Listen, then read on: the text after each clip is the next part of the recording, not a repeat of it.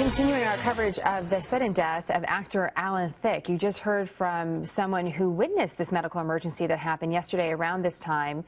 We're bringing in now practicing cardiologist Dr. Campbell, a frequent guest of our program. And Dr. Campbell, I couldn't think of anybody better to talk to you about this. I mean, we talk often, but what a sudden, devastating thing to have happen. And you heard the description by Darren, who works at the rink, who said Alan Thicke was feeling poorly. They had to call 911.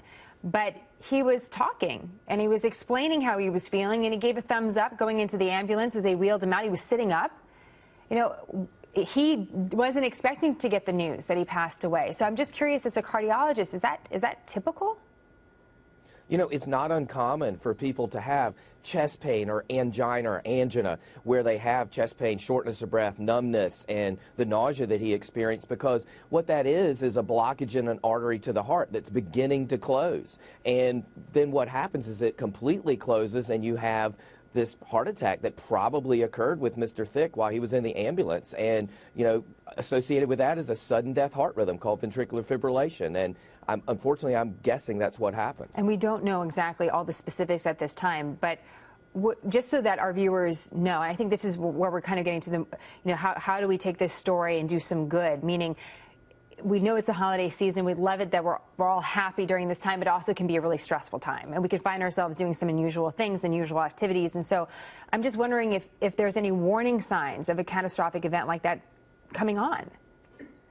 There are. So if you experience chest pain with exertion, if you get shortness of breath with exertion, maybe you get an atypical pain in your jaw, maybe you get pain down your arm, all of these can represent heart pain. And in women, sometimes the symptoms are even more vague. It could be nausea, feeling of dread. You have to know your risk and interpret those symptoms within, you know, what is your risk for heart disease. One of the interesting things that Darren just told us, too, is that, you know, in maybe another situation, you might think that this guy would be totally fine, that maybe he wouldn't go off into the ambulance. You know, if we're at a dinner table and someone starts feeling well but says, you know, I don't need the ambulance. I just, you know, I'm feeling a little bit off. How do you know when it's a real emergency?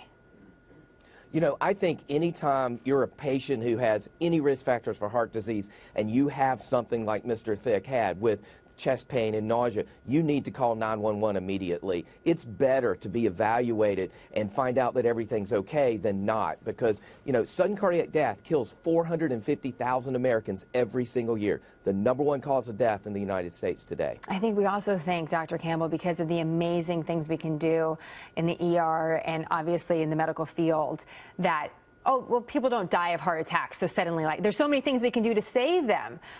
But it seems like what you're saying in some cases is just not possible.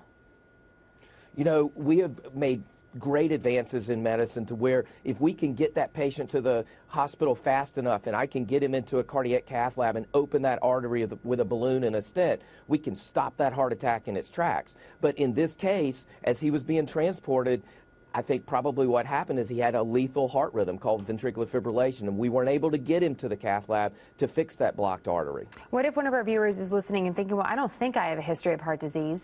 You know, I don't think my family does. I don't think I do. I haven't been to the doctors in a while. I'm just thinking about the folks that might be listening to you right now. So if you have some of those questions, how do you find answers, #1? And if you could, Dr. Campbell, just review for us, you know, what would be for you as someone that practices on a regular basis, the #1 warning flag?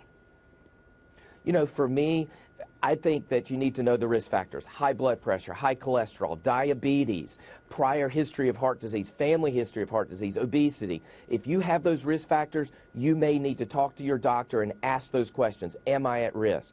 Also, if you have any kind of symptoms such as chest pain, shortness of breath on exertion, any type of exertional pain, you need to see a doctor, because I want everybody to be safe over this holiday season. Oh, it's such a good reminder. You know, we just want to be reminded. We get some clarity, be reminded, and act on that information if it does come up. Dr. Campbell, we appreciate it. Thank you so much. Your expertise means a lot to us. Thank you.